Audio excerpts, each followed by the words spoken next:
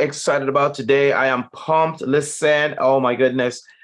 This conversation that we're about to have today, we're really talking about my new course that's coming up called Unleashing the Power of Community, where you live, where you work, and where you play. I'm excited. I'm really excited. I really think that because the course is going to be advantageous, going to be talking to people in leadership, C-suite. We're talking about executive team, talking about your leadership team, your managers and your supervisors, people that are over other people, who are responsible for the livelihood of other people. Those are the people that we want to make sure you understand that this power of community is exactly what we need to master. And if we master the power of community, oh my goodness, we will change the organizational setup. We will change the organization. We will change how everything is done in business today. A lot of time we underestimate what community means. We underestimate the power of community. We understand that community was created so we can fellowship together. Community is created so we could have some kind of buy-in. We underestimate how community help us to unleash our greatness. It helps us to unleash not just our greatness, but for us to collaborate together. Community help us to today to unleash our. I am excited about what we're going to do. I'm going to go through a few things right now. Not just our greatness, but for us to collaborate together. All right. So let's start with a simple definition of what we think community is. I'm just going to start with just a basic. What does it mean to have community? So let's look at this definition here according to Google, and it's a very simple definition. It said a group, community is a group of people living in the same area or having the same place or having a particular characteristic in common. Number two, it said the feeling or fellowship with others as a result of sharing common attitude, interest, or goal. I'm going to let that sink in for a little bit. I'm going to let that sink in for a bit. A lot of the time when we talk about community, most people think that community is just, oh, I just live in this area. And a lot of people have basically put a color on community. Some people say, oh, it's the Black community, it's the white community, it's the Hispanic community, it's the East Indian community, it is the indigenous people's community. And so we put all these different labels on community. But what I want you to really understand is simply this: that community is far deeper than that. Community, it's more richer than that. Community is far more involved than that. Community is, when you look down at the fabric of community, if you have a piece of cloth, let's say, for example, I have this piece of cloth here, it's yellow. Community would be the fiber. If I were to pull one of these things out, if I were to pull one of those strands out and we have a long strand, that would be community. Community would be the fibers, that would be the strands, the threads that actually woven together to make that piece of cloth. So when we talk about community, we're going to talk about how can you unleash the power of community where you live, where you work, and where you play. I'm excited because this course is brought to you by Greatest Impact University. Greatest Impact University, where your altitude determined by your attitude, and your attitude will determine how high you get in life. Now, let's talk about where you live, okay? The first part of the course we talked about, it's really talking about the strand. We talk about strand number one. Strand number one really is talking about the seed level, and then we go into the plant level, and then we go into the bloom level. There are like 3 levels to this particular course. Also, it's geared towards corporate training, it is geared towards corporation, is geared towards building a community within corporation. Now you may say, Andrew, why are we going after corporation? Why would we target corporation? Because corporation make community work. Corporations really make society work. Corporation is embedded into our infrastructure of finance and commerce. What do we mean by that? If we don't have corporations, if we don't have individuals who are entrepreneurial mindset, then they will not create businesses, and these businesses provide jobs for people. And then when we have jobs for people, people can pursue their happiness, and then they can live a lifestyle that they choose to use. So the reason why we're really focused on that is because if we get organizations on board doing the right thing, building the right community that's successful, it's going to change the trajectory of how community interact. Now, why wouldn't I just target individuals? Well, part of going into corporation is to make sure that if we get community locked and built properly within these organizations, then we can have breakout session to treat and to target and to teach individuals who are running these organizations the nuts and bolts, how to make their people work. And Andrew, it seems like you're moving backwards. No, I'm not. Let me explain what's going on. We may have the overall arching structure of the business or of the organization. But if we go a little deeper down, the organization is not a building. The organization is not the business name. The organization really are the people that makes up the organization, right?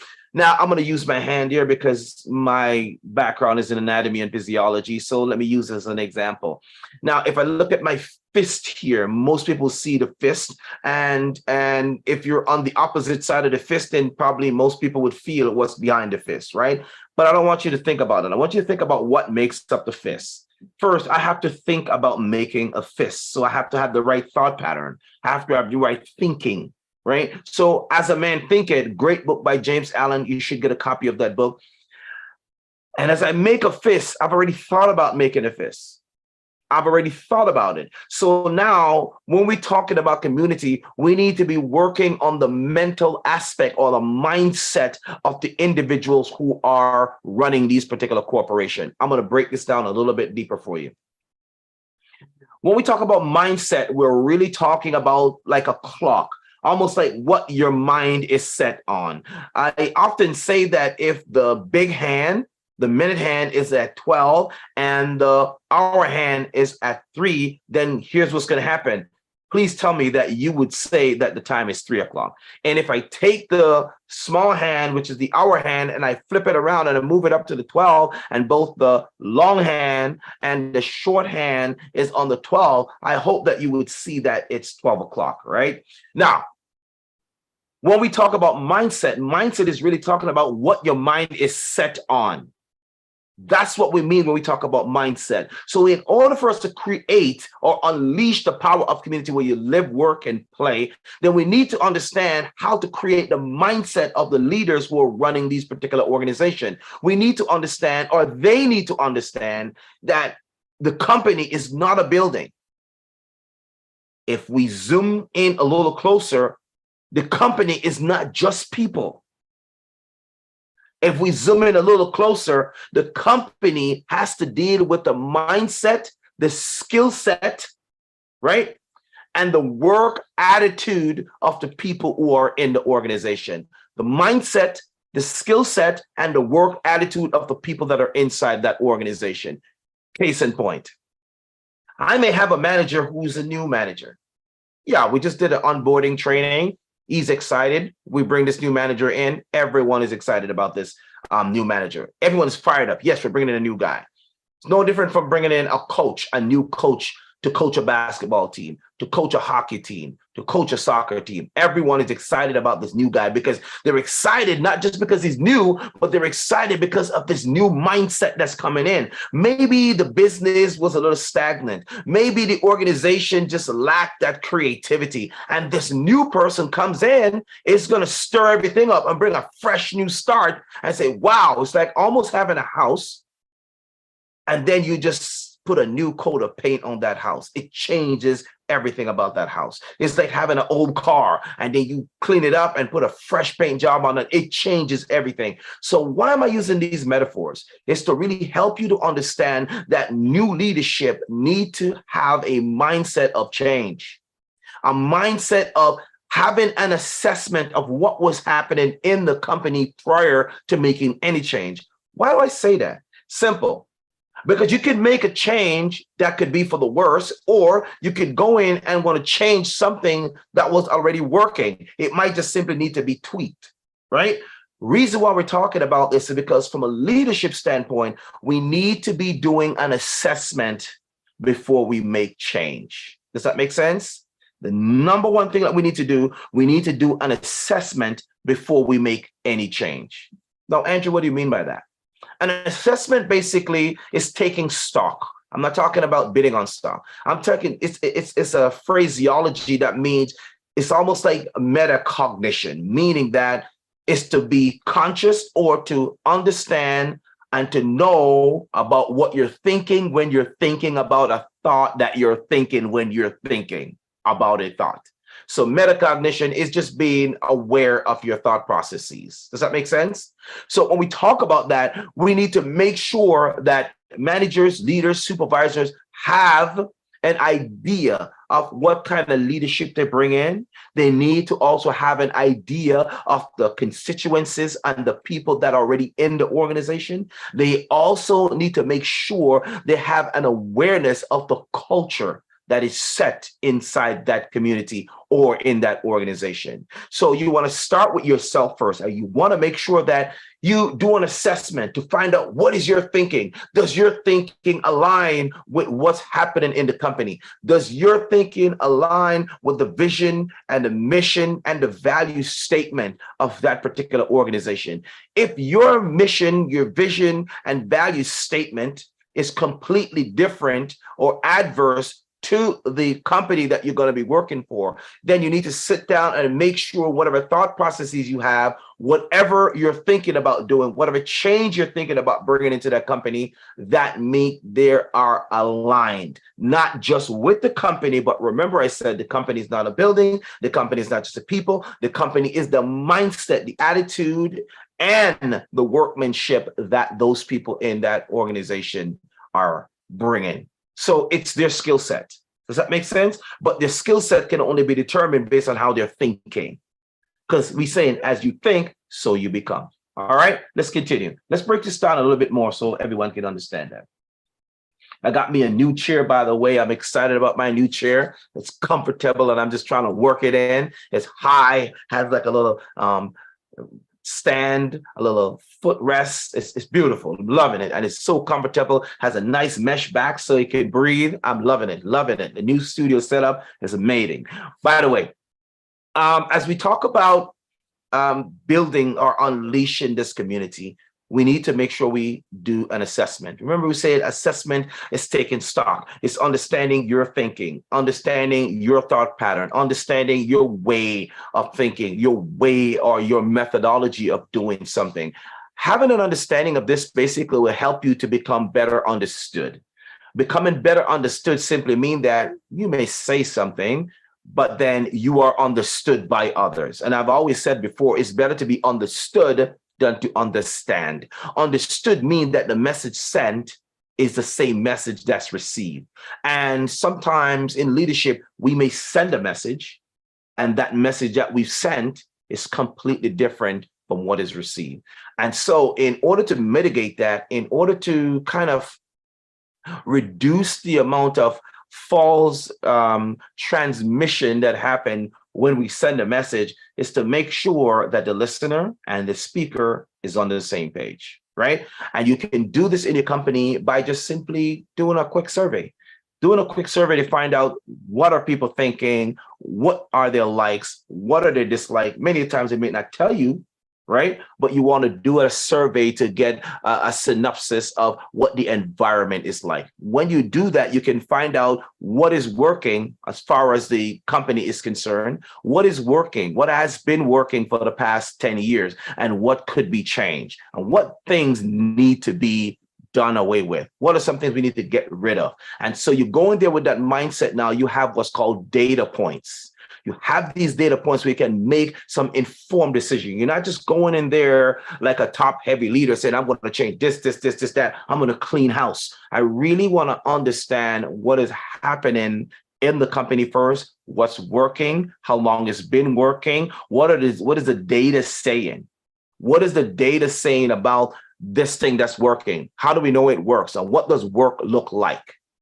Once we do that, we know we have some starting point that we can say, yes, we're going to move on from here and we can change this. And here's why we need to change it. So when we talk about building or unleashing this community where we live, work, and play, we need to first understand the first step in doing so is making sure we assess ourselves, get an assessment of who we are, our thought processes, our mannerisms, our behavior, our idiosyncrasies, and see how they work with or work against what we're trying to achieve in the company. Does that make sense? So I will, from time to time, say, does that make sense? It doesn't mean that you don't understand me. It's the teacher in me. I've spent over 13 years, teaching in the classroom. And so it's my way of checking in with you to make sure that message sent is what's received. If I am throwing a ball to you, I want to make sure that you did catch a ball.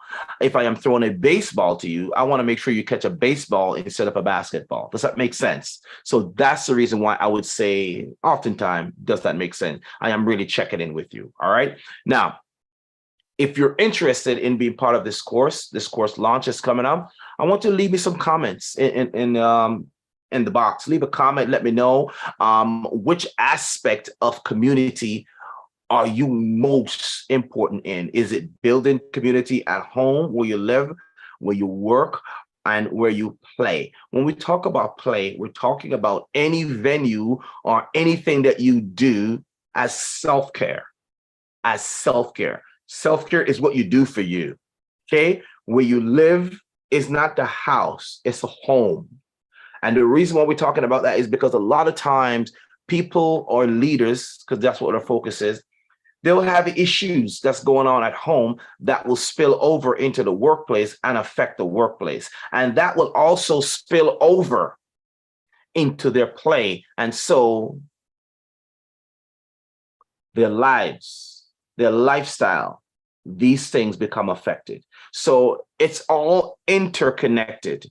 It's all integrated. So where you live has an impact on where and how you work, and how you work based on how satisfied you are, how well respected, how well treated you are at your company, how inclusive you are in your company. This can have a detrimental and or a positive impact on how you take care of yourself. Most people, because of stress-related or work-life-related stress, many of them will turn to alcohol. Many of them will turn to substance abuse. Many of them will do adverse things or have, should I say, distorted thinking that will impact their livelihood. And so they'll find out that research showing that their health will be neglected. Okay. And so what we're looking at, we're seeing how all of these come together to build that individual. And if we have our best person, our best individual at the helm of the ship, we can rest assured that the passengers are going to be safe. Passengers in this case will be like your employees, supporting staff. And so that's why we want to make sure we get the head right. We want to make sure we have a level head. We want to make sure we have an understanding head. We want to make sure we have an empathetic head. When I'm talking about the head, guys, I'm really referring to the leaders. I'm talking about the executive suite staff, the ones who make the decision. Those are the people that I'm trying to get you to understand. And if we get the head right, chances are there's a good chance that the rest of the body will follow. Does that make sense? And this is why we're trying to help you to understand that unleashing the power of community must begin head first. Anybody clear on that? You have a comment, put that in the box. Let us know. What part of this program do you want us to focus on? What is it, something that's missing in your organization that you can use more of? We're talking about unleashing the power of community where you live, where you work, and where you play. We have not even gone into another area, which is the spiritual aspect of thing called where you play. I mean, where you pray. Pardon the interruption, the mistake there. So we have, it's a 4-part course, but for now, we want to release those 3 areas. First 3 areas: where you live, where you work, and where you play. Where you live is an environment that you create that is conducive to growth. That's what we call home. So home is not really, it's not the location of your house. That's a house, that's a location, that's a building. Home is the environment that's created in that building, in that house. So that's what that home is. And that's where you live, right? The house is where you reside. Where you live is your livelihood. So your home can also be in the car while you're going to the park. Your home can also be in the plane while you're going on a vacation. It's wherever you are with your family that you create that atmosphere for growth.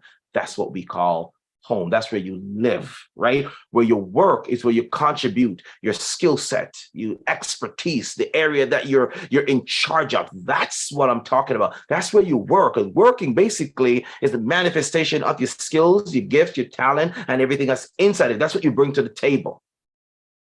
That's what you bring to the table to help to fuel the dream of the workplace or the industry that you're placed in for that particular time. That's where you work, and where you play, it's self-care. It's how you go about doing those things to make sure you take care or take the necessary steps to mitigate any kind of health risk or anything that's adverse that would bring down or set back or cause setback that will hamper your health and well-being. That's what we're talking about. And that's the course in a nutshell, is to help you to build resiliency, the individual, so we can unleash the power of community. Now, let's talk a little bit about what power is. If you think about power, power is a source. Power is a source. It's just like me saying father. Father in the Latin word or the Hebrew word mean source, right? So for those people who are spiritual, who are believers, when we say our Father, we're talking about a heavenly Father, the creator that created you, right? And so when we talk about this source, we're talking about the source from which all things are made, right?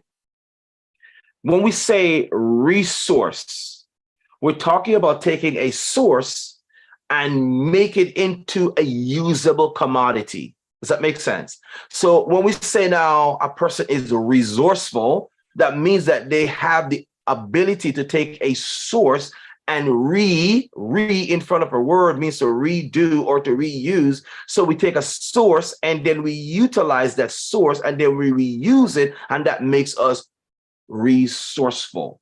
Does that make sense? So when we say that you're resourceful, that means you have an ability or an innate ability or a knack for taking things and utilizing them to improve yourself and humanity. That makes you resourceful.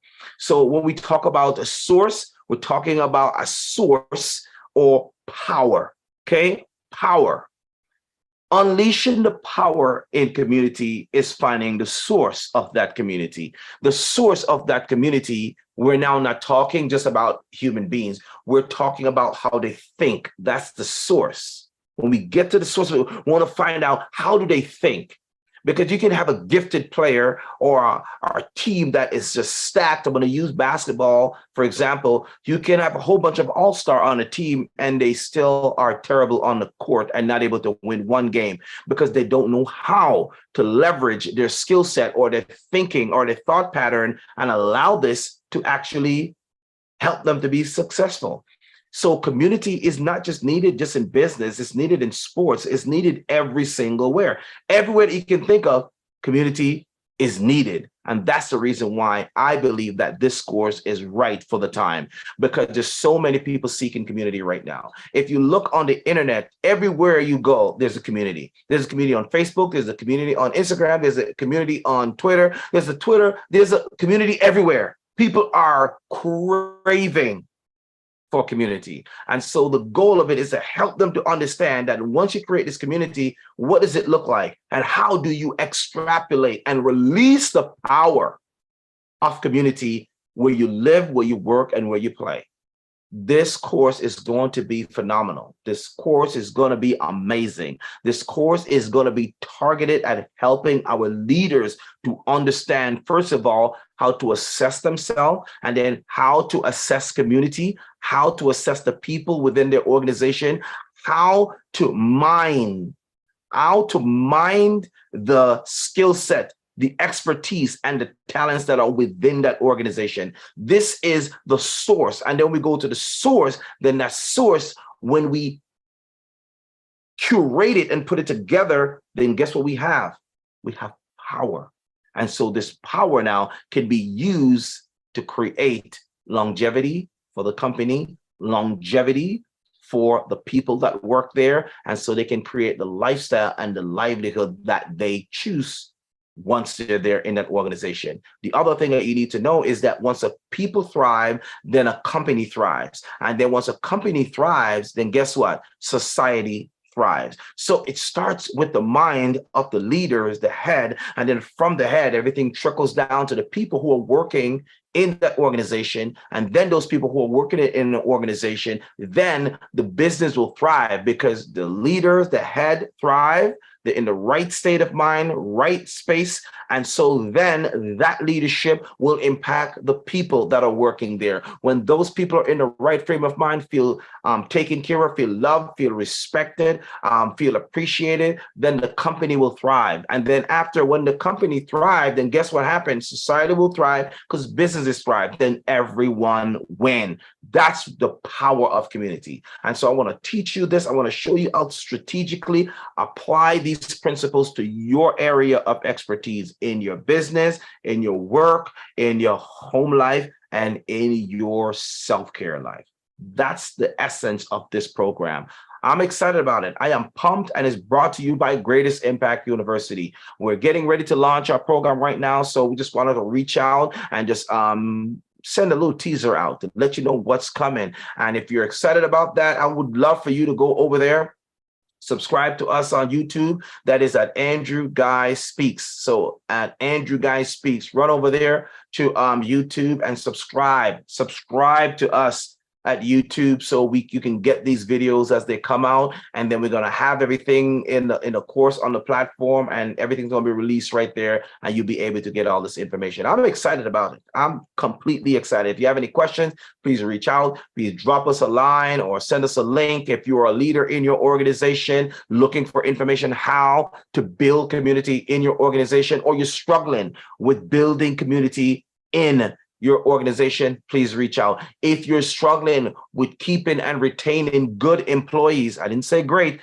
good employees who are doing right work, then you need to reach out and let me know. If you're looking for Andrew to come in and do a speaking engagement or workshop on building resilient leaders and learners for life, please run over to AndrewGuySpeaks.com. That is AndrewGuyspeaks.com.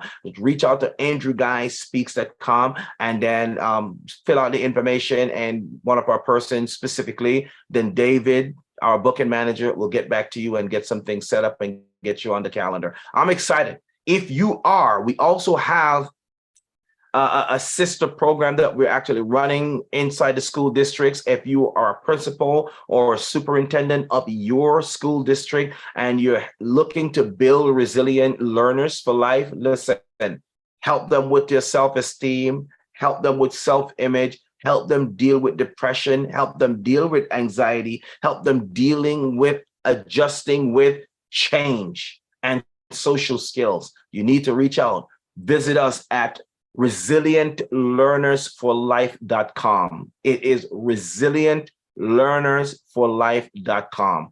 Feel free to reach out to us right there, and then we'll get something set up where you can get this program into your school. We're also going to be launching that program on our platform so students can get access to this resilient program that we're building, and then staff, and then corporations, you're going to be taken care of too. Because tell you what, if there's no corporation, then there's no business. But if there's no business, then economy suffers. And if the economy suffers, jobs are hanging in the balance. And so therefore, everything worked together for our good. And that's why we have to make sure we have a level head. Our leaders have a level head, making sure that we're doing all of what we need to do. So leaders can lead people, but they need to assess themselves. When they assess themselves, they know exactly what they bring. They know what's on the table. They know what needs to be changed. And so therefore, all of that will trickle down, will impact the employees. Employees, when they're impacted in a positive way, will cause business to grow because people will be more committed. People will feel a sense of community. They feel loved. They feel appreciated. And you know what? They feel valued. And then they will want to contribute. And their contribution causes the company to grow. Company grows, society, economy is actually impacted in a positive way. I'm excited. Listen, again, this is Andrew Eguy. Thank you for joining me on this first live for Greatest Impact University. Remember, greatness begins with you. Greatness is in you. And the manifestation of your greatness is what transforms society.